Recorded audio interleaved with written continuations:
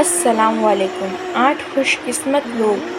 جن سے قبر میں نہ سوال ہوگا اور نہ ان کو قبر کے اندر عذاب ہوگا۔ ہر نفس کو اس دنیا میں موت آنی ہے اور ہر جاندار کو موت کے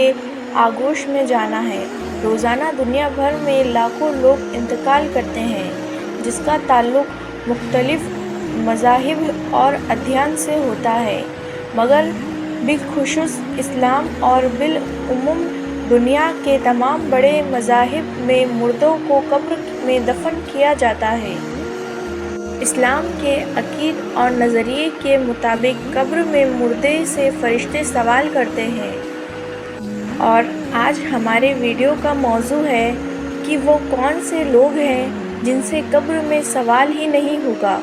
اور انسان کے موت کے بعد اس کی قبر میں پیش آنے والے کون سے واقعات ہیں۔ اس سے متعلق ہم آپ کو معلومات فراہم کریں گے۔ جب مردوں کے قبر میں رکھ دیا جاتا ہے تو احادیث اور روایت کے مطابق وہ قبر کے باہر چلنے والے کے قدموں کی آہٹ اللہ رب العزت کے حکم سے سنتا ہے، اور جب مردے کو قبر میں دفن کر دیا جاتا ہے تو اس کے پاس اللہ رب العزت کی طرف سے 2 فرشتے آتے ہیں جن کو منکر اور نکیر کہا جاتا ہے۔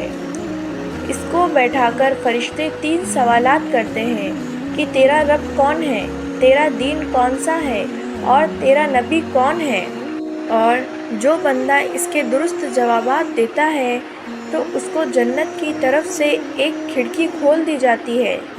اور اگر کوئی بندہ اس کے غلط جواب دیتا ہے تو فاسق اور فاضل اور کافر ہوتا ہے۔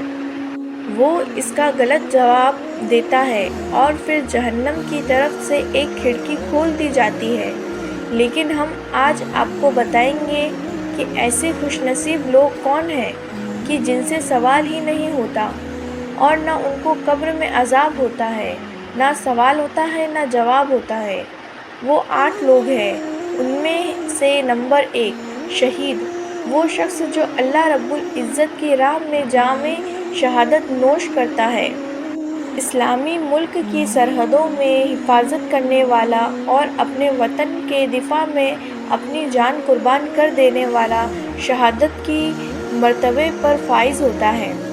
نمبر 2 صدیق، یعنی ہمیشہ سچ بولنے والا۔ ہمیشہ سچ بولنے والے شخص سے بھی کبھی قبر میں سوالات نہیں ہوں گے۔ نمبر 3 طاعون سے فوت ہونے والے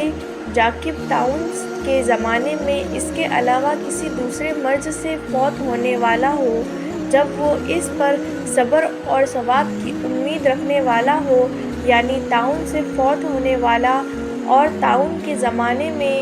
اس طاعون کی بیماری پر فوت ہونے پر صبر اور ثواب کی امید رکھنے والا اگر کسی دوسرے مرض سے بھی وفات پا جائے تو اس سے قبر میں سوال نہیں ہوگا۔ نمبر 4 وہ بچے جو کم عمر میں انتقال کر جائے، ان سے بھی قبر میں سوال نہیں ہوتے۔ نمبر 5 جمعہ کے دن یا رات میں مرنے والا شخص، اس سے بھی قبر میں سوالات نہیں ہوں گے۔ نمبر 6 روایت کے مطابق ہر رات سورہ ملک پڑھنے والا شخص، اور بعض علماء کے نزدیک سورہ ملک کے ساتھ سورہ سجدہ کو بھی شامل کیا جائے کہ جو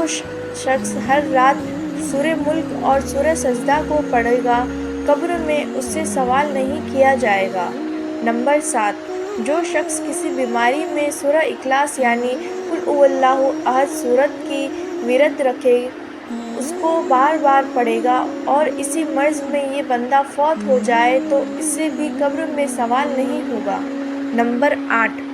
انبیاء اکرام سے، کیونکہ وہ گناہوں کے پاک ہوتے ہیں، وہ معصوم عن الخطر ہوتے ہیں،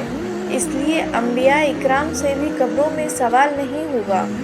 وہ حضرات جن سے سوال نہیں ہوگا اور وہ لوگ جن سے سوال ہوتا ہے لیکن تو بالکل درست جواب دیتا ہے، اس کے حکم ایک ہی ہوگا، یعنی فرشتے اس کے لیے جنت کے دروازوں میں ایک دروازہ کھول دے گا جس سے اس قبر میں جنت کی ٹھنڈی ٹھنڈی ہوا اور خوشبو اس کے پاس آتی رہے گی، اور اس کی قبر کو کشادہ اور نورانی کر دیا جائے گا، اور ایک حدیث کے مطابق 70 گز لمبا اور 70 گز چوڑا اس کو قبر کو بنا دیا جائے گا،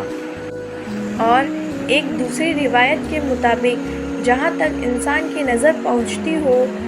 اتنی اس کی قبر کو اور اس کی لمبائی اور چوڑائی کو وسیع کر دیا جائے گا۔ اور اگر بندہ منافق اور کافر ہوتا ہے تو وہ سوالوں کے جواب میں کہتا ہے میں نہیں جانتا، ہائے افسوس میں نہیں جانتا، تو فرشتے اس کو لوہے کے گرز یعنی ہتھوڑے سے ایسے مارتے ہیں کہ جنوں انس میں کے علاوہ تمام مخلوق اس کی چیخیں سنتی ہے، اور قبر اس پر اس قدر تنگ ہو جاتی ہے کہ اس کی پسلیاں ادھر کی ادھر اور ادھر کی ادھر نکل جاتی ہے۔ پھر دوزخ کی کھڑکی اس طرح کھول دی جاتی ہے اور وہ شخص عذاب میں مبتلا رہتا ہے، اور اگر یہ شخص مومن ہو تو عذاب پورا ہونے پر اس کی رہائی بھی ہو جاتی ہے، اور کبھی اللہ تعالیٰ تبارک تعالیٰ فضل و کرم سے اور کبھی دنیا کے لوگوں کی دعاؤں اور صدقوں اور خیرات وغیرہ کی اصلاح ثواب سے بھی رہائی حاصل ہوتی ہے۔ روایت میں یہ بھی ہے کہ ہر صبح اور شام ہر مرد کو اور عورت کو ہر مرد کو اس کا ٹھکانہ دکھا دیا جاتا ہے، جنتی اور جنت دکھا کر خوشخبری دی جاتی ہے، اور دوزخی کو دکھا کر ان کی حسرت کو بڑھاتے ہیں۔ حضرت انس رضی اللہ عنہ سے روایت ہے کہ رسول اللہ صلی اللہ علیہ وسلم نے ارشاد فرمایا میت کے ساتھ 3 چیزیں جاتی ہیں، اس کے گھر والے، اس کا مال اور اس کا عمل تو لوٹ آتی ہے، اور ایک اس کے ساتھ ہی رہ جاتی ہے، اس کے گھر والے اور اس کی دولت لوٹ آتے ہیں، اور اس کا عمل اس کے ساتھ رہ جاتا ہے۔ یعنی جب انسان مر جاتا ہے تو اسے رخصت کرنے والے اس کے ساتھ ساتھ جاتے ہیں، چنانچہ اس کے گھر والے اس کی قبر تک اس کے ساتھ جاتے ہیں، اور اس کا مال بھی جاتا ہے، یعنی غلام اور خادم وغیرہ بھی اس کے ساتھ جاتے ہیں، اور اس کا عمل بھی اس کے ساتھ ہی ہوتا ہے۔ 2 تو لوٹ آتے ہیں اور اس کا عمل اس کے ساتھ ہی رہ جاتا ہے۔ اگر عمل نیک ہے تو نیک عمل کے کام آئے گا، اور اگر برا عمل ہے تو وہ اس کے لیے سزا باعث بنے گا۔ حدیث مبارک کے مضمون کے مطابق جب انسان مر جاتا ہے تو کچھ اعمال کا ثواب پھر بھی اس کو ملتا رہتا ہے۔ مثلاً کسی کو علم سکھایا ہو تو اس سے فائدہ لے رہے ہو تو اس کے ثواب مرنے کے بعد بھی میت کو ملتا ہے۔ پانی کا کنواں بنایا ہو، لوگوں کے لیے مسافر خانے کا راستے بنائے ہو اور اس پر آتے جاتے ہو، اس کا ثواب بھی اس کو ملے گا۔ کہیں پر درخت لگایا ہو اور لوگ اس کے سائے میں بیٹھے یا